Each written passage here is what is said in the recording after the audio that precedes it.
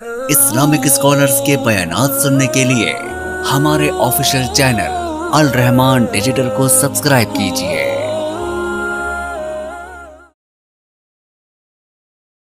رسول اللہ صلی اللہ علیہ وسلم سے ملے گی، کریں گے نہیں تو چھوڑ دیا جائے گا۔ اگر وہ فعل آپ سے صحیح ہے، ہم ضد نہیں کریں گے، انا بھی نہیں کریں گے، ابا بھی نہیں کریں گے، اکڑیں گے بھی نہیں،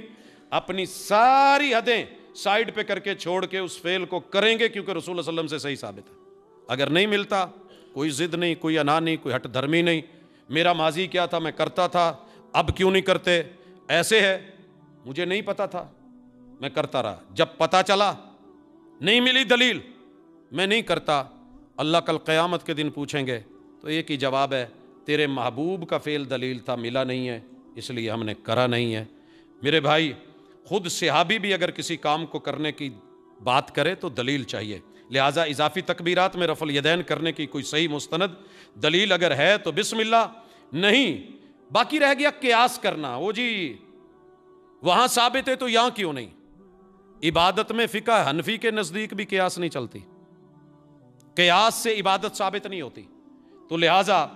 یہاں جب اصل منع ہے تو ان چیزوں کو دیکھ لیں۔ باقی وہ روایت سن لیجئے جو رسول اللہ صلی اللہ علیہ وسلم کی طرف منسوب ہے کہ آپ جنازے کی اضافی تکبیرات میں رفع الیدین فرماتے تھے۔ یہ امام دارقطنی، ان کی ایک سنن ہے اور ایک ان کی کتاب ہے العلل، بڑے معروف ہیں۔ حدیث کے اندر کوئی لفظ میں، متن میں، عبارت میں یا معنی میں کوئی علت پائی جاتی ہے، اس کے اندر کوئی ایسا عذر یا بیماری ہوتا ہے جو عام لوگوں کو پتہ نہیں چلتا، تو یہ علل کے ماہرین، جن میں امام بخاری رحمہ اللہ، امام دارقطنی، بڑے ایک نامی گرامی لوگ ہیں، تو امام دارقطنی نے اس روایت کو ذکر کرا ہے کتاب العلل میں۔ یہاں میں گزارش کروں گا، ہمارے کافی سارے بھائی ہمیں حوالہ دیتے ہیں کہ محبوب اگر آپ نہ ہوتے تو میں کائنات پیدا نہ کرتا۔ ہم نے پوچھا کوئی حوالہ ہے؟ کہتے ہیں جی حدیث ہے رسول صلی اللہ علیہ وسلم کی، امام ملا علی قاری نے الموضوعات الکبیر میں لکھا ہے۔ تو اس وقت ہم ہنستے ہیں کہ اس بیچارے کو پتہ نہیں ہے کہ الموضوعات الکبیر،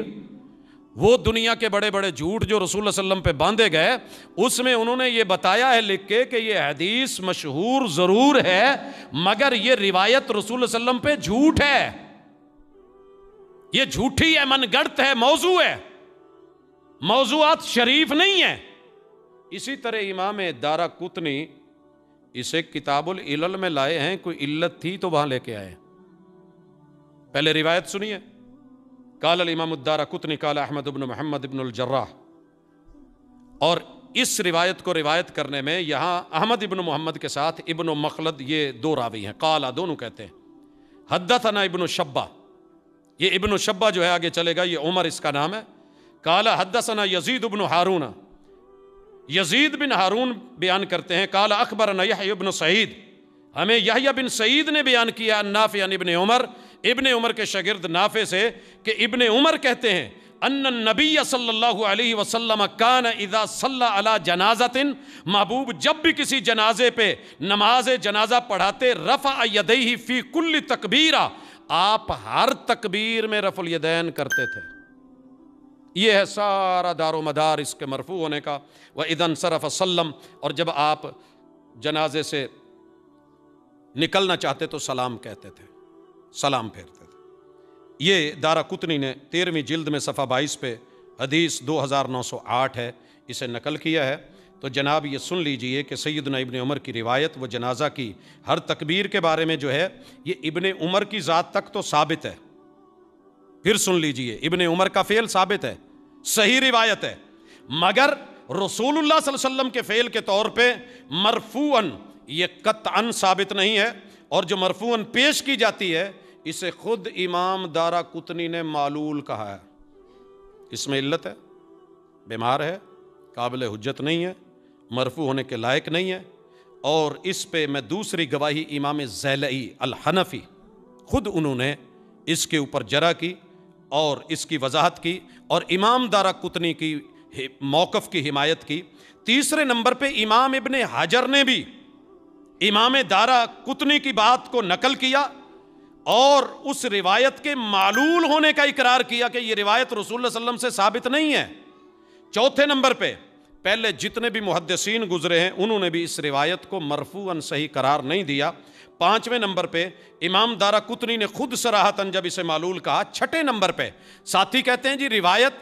اس کے مطابق ابن عمر کا فعل جو ہے وہ امام بخاری نے صحیح البخاری یا اسی طرح جز رفع الیدین میں نقل کیا ہے۔ تو جناب سن لیجئے، امام بخاری کا ذوق بڑا لطیف اور دقیق ہوتا ہے۔ اگر یہ صحیح ہوتی تو یقیناً وہ اسے سند کے ساتھ لے کے آتے، مسند لے کے آتے۔ اسے تعلیقاً کیوں بیان کیا؟ اس نقطے کو، اس محدثانہ لطیفے کو اہل علم جانتے ہیں کہ انہوں نے یہ ثابت کیا اور مہر ثبت کی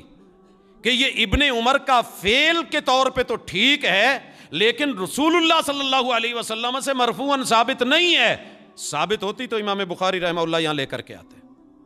اس کے بعد نیکسٹ اگر آپ تھوڑا سا اس پہ غور کریں، تھوڑا سا بھی، میں توجہ اس لیے دلا رہا ہوں کہ اہل علم کے ساتھ آپ بھی ذرا جان لیں کہ اگر یہ روایت ہو بھی تو حقیقت کیا ہے کہ یہ روایت شاذ ہے۔ میں نے پیچھے ذکر کیا تھا کہ شاذ کیا ہے، میں واضح کروں گا، یہاں ہے معلول ہے، شاذ ہے۔ ابن عمر سے روایت یہ شاذ کیوں ہے؟ ابھی میں نے جو سند پڑھی تھی، ابن عمر رسول اللہ صلی اللہ علیہ وسلم سے بیان کر رہے ہیں، ابن عمر سے ان کے شاگرد نافع بیان کر رہے ہیں،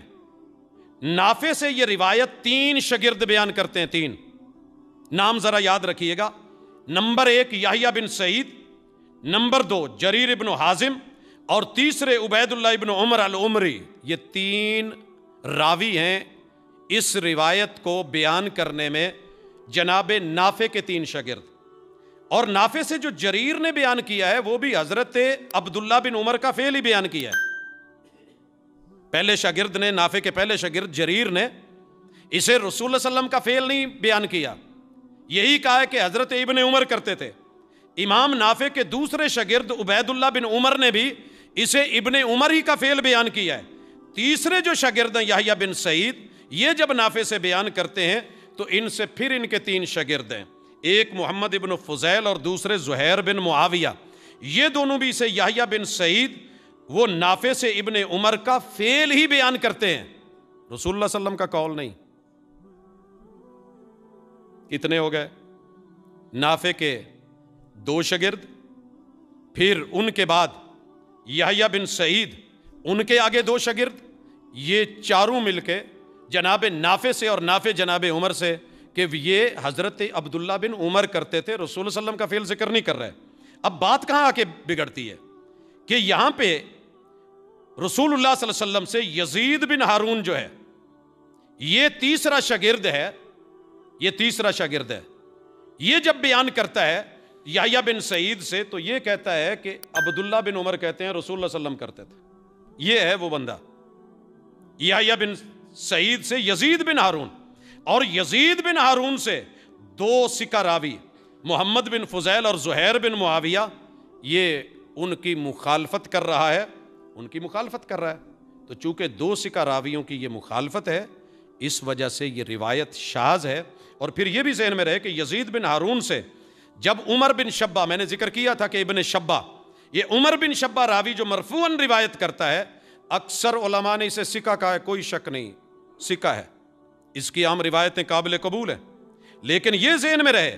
جب یہ کسی ثقہ راوی اور اوثق راوی کی مخالفت کرے گا تو اس کی بات، اس کی زیادتی قابل قبول نہیں ہوگی۔ ہر ثقہ کی بات قابل قبول نہیں ہوتی، بلکہ قرائن سے دیکھا جاتا ہے کہ کہیں وہ غلطی تو نہیں کرتا، وہم کا شکار تو نہیں ہوتا، کہیں اس سے خطا تو نہیں ہوتی۔ تو یہ بات ذہن میں رہے کہ یہ عمر بن شبہ جو ہے یہ اس طرح کا راوی ہے کہ ثقہ ہونے کے باوجود اس سے خطا بھی ہوتی ہے، یہ وہم کا شکار بھی ہوتا ہے۔ حافظ ابن حجر نے تہذیب میں ان کی روایت نقل کر کے یہ بتایا ہے کہ ان کو وہم ہوا، اور اس کی روایت کے بارے میں ابو حاتم نے بھی کہا ہے کہ عمر بن شبہ کی یہ خطا ہے اور یہ اس کا وہم ہے۔ تو اس سے بات واضح ہو جاتی ہے کہ عمر بن شبہ ثقہ ہونے کے باوجود وہم کے عارضہ کی وجہ سے اس کے مد مقابل جو ثقات ہیں وہ صرف اتنا بیان کرتے ہیں کہ ابن عمر نے رفع الیدین کیا اضافی تکبیرات کے ساتھ، اور یہ کہتا ہے کہ رسول صلی اللہ علیہ وسلم نے کیا تو اسے رسول صلی اللہ علیہ وسلم کی طرف منسوب کرنا یا مرفوعاً آپ سے ثابت ہونا یہ آپ سے ملتا نہیں ہے۔ یحییٰ بن سعید کے دو ساتھی جریر بن حازم اور عبید اللہ بن عمر العمری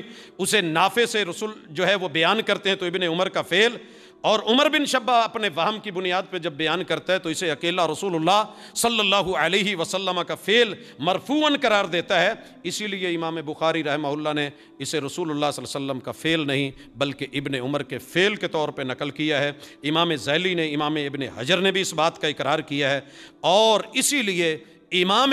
دارقطنی نے کتاب العلل کے اندر روایت لا کے اس کی علت کو واضح کیا اور اس کو معلول کہا ہے۔ لہٰذا جنازے کی اضافی تکبیرات کے اندر رفع الیدین محمد الرسول اللہ صلی اللہ علیہ وسلم سے ثابت نہیں ہے۔ جب آپ سے ثابت نہیں، اور ہمارے اکثر علماء کہہ دیتے ہیں جی سکہ ہے، سکہ کی روایت قبول ہے اس لیے ہم لیتے ہیں، تو ان کا اپنا اجتہاد، ان کی اپنی چیز، وہ اپنی جگہ پہ رکھیں، لیکن وہم اور خطا اور دیگر جو ہے اوثق کے ہوتے ہوئے یہ روایت اس کے جو ہے مد مقابل لانا اور اسے مرفوعاً پیش کرنا، ابن عمر کے فعل کی بجائے رسول صلی اللہ علیہ وسلم کا فعل قرار دینا، ہم اس کے قائل اور فاعل نہیں ہیں۔ باقی جو اہل علم ہیں ان کا اجتہاد ہے، اگر وہ کرتے ہیں تو ہم روکتے نہیں، ہم زبردستی نہیں کرتے، ہم منع کرنے والوں میں سے نہیں ہیں۔ ہم یہ نہیں کہتے کہ جناب اس کو چھوڑیے نہیں تو ایسے جنازہ ہوگا یا نہیں ہوگا، قبول اللہ نے کرنا ہے، اجتہادی معاملہ ہے روایت کی بیس کے اوپر، کرنے والے کو نہ کرنے والے کو اللہ کے ہاں اس کا اجر صحیح پہ ہمیں رسول اللہ صلی اللہ علیہ وسلم سے ملتا نہیں اس لیے ہم کرتے نہیں۔ تو یہ خلاصہ کلام تھا، اللہ تعالیٰ عمل کی توفیق دے۔ اگر محبوب سے ملتا تو ہم ضرور کرتے، اور اگر یہ روایت کبھی رسول اللہ صلی اللہ علیہ وسلم سے مرفوعاً صحیح ثابت ہو جائے تو میں کسی بھی جنازے میں، میرے پاس ضد نہیں ہے، اکڑ نہیں ہے، انا نہیں ہے، ہم وہ کرتے ہیں جو رسول اللہ صلی اللہ علیہ وسلم سے صحیح مل جائے، نہ ملے تو ہم پابند شریعت ہیں۔ اقول قولی ھذا وآخر دعوانا ان الحمد للہ۔